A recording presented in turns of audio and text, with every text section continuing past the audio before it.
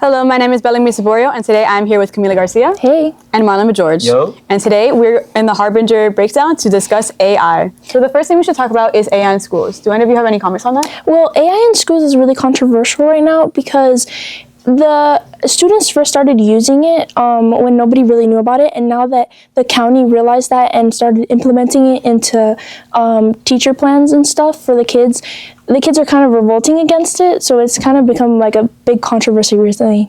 Yeah, because it's like, sure, we're students. Like, you expect us to cheat, but you as like adults and teachers, they expect you to put like your full effort, like even if it's a bit hypocritical. Like, this is your job. We're here because we're required, and like I feel like teachers usually expect students to be a little uncooperative and a little bit disobedient. But like seeing like what students used to cheat be used when teachers use it, it just feels weird, I guess. Yeah, but they're trying to incorporate it. I understand kind of why they're trying to incorporate it, but I personally don't think it's a good idea, but they're trying to incorporate it because kids are kind of outsmarting the teachers with how they do their work and stuff, and teachers are trying to like combat that. But it's kind of like fire with fire. It never really ends well. Especially since like you can never really confirm if someone used AI unless it's like really specific, like if it's just something false and like certain things. But it's like some students really do write in a similar tone to AI because AI was based on like human writing. That's where it gets its writing style. Yeah, a lot of teachers now usually flag M dashes or Oxford commas just because AI typically uses them. But what if the student just happened to be really good at writing or uses that as a passion? Okay, so we talked a lot about school. What about in the arts? I know that there has been a big topic of AI in arts specifically and a lot of controversy with that. Do we have any thoughts? For this, we actually have a guest who is more specialized in the art. If we could welcome Charlie. Welcome.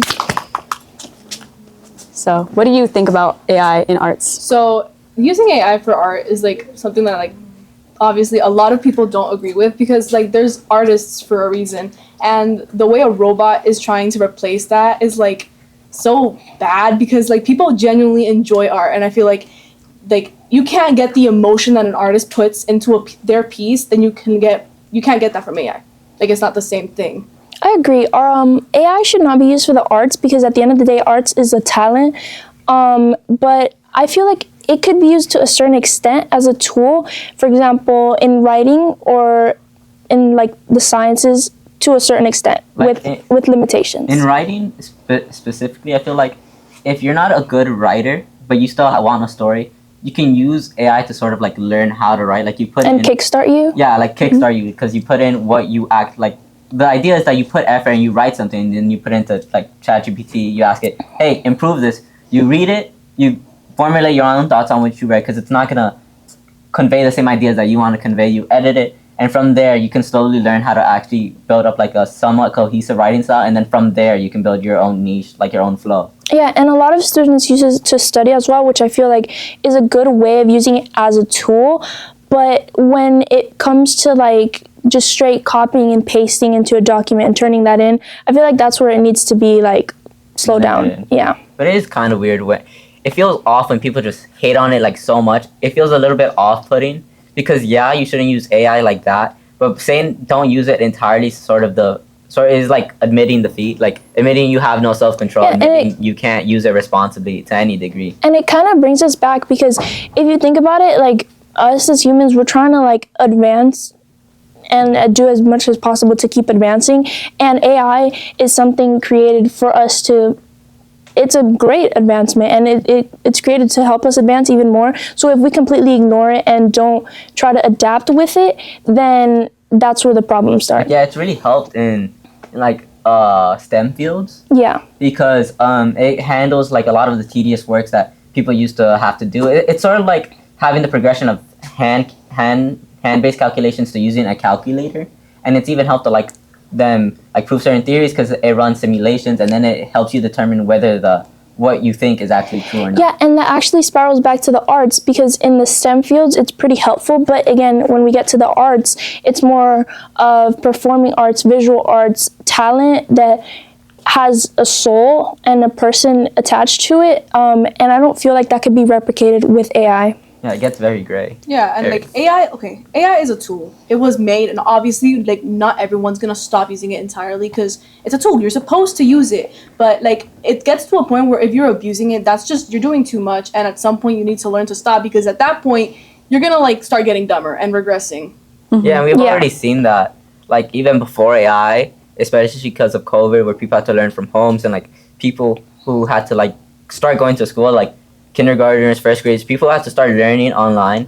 Didn't really sort of build on like a really basic knowledge, and you can see it like lagging behind. How like reading scores are going down, literacy is going down, math skills are going down, and we already don't have a really high like for a first world country, our literacy rate is really not that great. Yeah, as a society, we have become so reliant on AI that instead of becoming a tool to help us like advance, it's become a regressor in all actuality. And it's so crazy because like my like 10-year-old sister uses AI for her math homework in the 4th grade, which is like like I didn't have that. When I was in 4th grade, I had to ask my teacher. I had to actually learn. She doesn't learn from it. She just copies it down and turns it in, and she gets her grade for it. Yeah, but at that point, some of the responsibility also falls on like parents, adult figures in like a person's life to help them put limits, help them prevent them from overusing it, and actually forcing them to be better, even if they don't appreciate it in the moment. Yeah, my parents like they don't have that well of an education, so they were never able to help me or my sister out with any homework that we had, any math homework, any reading homework, which is probably why she's fallen into the AI side of it because, well, apart from me, no one really helps her, and she needs to turn her stuff in because if not, she'll get in trouble or she doesn't want to get a bad grade for it, and that's what leads her to use AI, and I'm trying to get her out of it, but Yeah, that's another big thing. Like we live in Miami, and locally we're a very immigrant-based population. So a lot of our parents didn't necessarily get the best education per se. So they really don't help us as students in our math, science, English, history, etc. because they weren't educated to that level. So instead of when we didn't have AI, like for example, elementary school, like your sister, we would ask the teacher, we would go to tutoring, we would literally search it up on Google. Now the kids just open an app and do my homework for me. And I feel like that's where we fell behind a lot. I agree. And also, like, my parents, they came from Cuba, right? They came from Cuba to Florida, to the United States, specifically for my education, because they were pregnant with me on their way here. So I don't know why, like, the world is deciding now. My parents spent all of this trouble trying to get me, like, the best education, and now it's getting replaced by a robot. Like, and plus, robots can't give you the best education like a normal human would. Like, yes, it gets all of its information online, but, like, it doesn't, like, it hasn't been in the shoes of a student, so it can't relate to you, and it can't be sincere with you or try to fit in, like, what you really need. It can't understand that, like, to the extent that a human would. But to that point, it also like it's sort of like a commentary on just how education is as a whole, because it's like students have like there aren't enough teachers, and it's getting so overwhelming for both teachers and students that both sides feel like they have to fall back on something as a cushion, and that cushion has become AI. Yeah, I feel like students have become reliant on AI, and because of that, teachers have also become reliant on AI. I feel like there should be some type of regulations, because some people just use it excessively, and not only is that bad for like general IQ of the whole country, but also the environment. Like, that wastes so much resources And energy. Like one image actually from like ChatGPT is like a 1-minute shower, which is a lot of water. If you ask me, that's quite a lot of water. I mean, Google was like that before they made it as efficient as it is. Google still wastes a lot of water. Well, yes, but like, But Google isn't gone to as much anymore as AI is. Yeah. Yeah. that's why they tried implementing their own AI. Gemini AI. No, I hate Gemini AI, but Google AI, when you search and it gives you the answer immediately. It's useful, but also it's like half of the time it's lying, and it gets its information from Reddit. And half of the time, it like defeats the purpose of research, because you're not really researching anything into a link or into a PDF. It just shows you the answer. It's the worst version of seeing the first highlighted thing. It's like on your first Google search, making because at it least then you would have to still open it to be like, are you really talking about? Now let's talk about AI use in business. Like, would you think it's useful for business, or would it hinder the business more? I mean, it definitely depends on what the business is.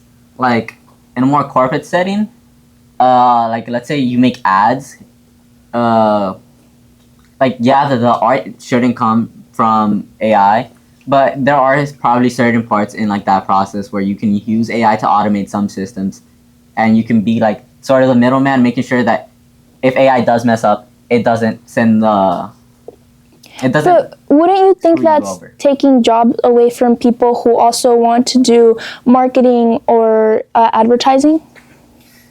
I mean, yeah. Technology definitely takes away people's jobs. Like, automated machines replaced lots of factory workers.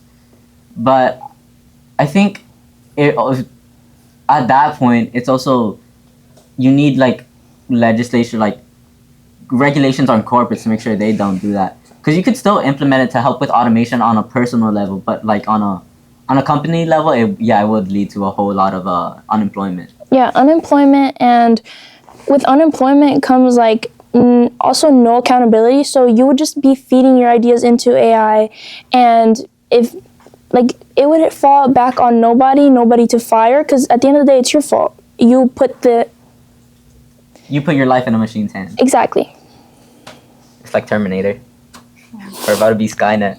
And it's also like people like I feel like when it comes to advertisements specifically, since you mentioned it, you can use AI to get an idea, but that's like where you should draw the line, because from there you've already taken out like your own creativity from it, and everything else you should be using like a real person's hard sweat and tears and work, you know? Yeah, because at the end of the day, that's some people's dream job. Like some people want to be, like they want to get into marketing. They want to put businesses out there, and for your dream job to be dominated by artificial intelligence, I feel like that's very, I don't know, you would feel very undermined in a way. Yeah, the coming up with the idea, even then, I don't necessarily agree with. Because I feel like sometimes AI would give you a really bad ad idea because it doesn't understand nuance. So like the Gap jeans, what was it? The Eagle jeans ad with Sydney Sweeney. Like that feels like it could have come from AI because it doesn't understand a bit of like human nuance.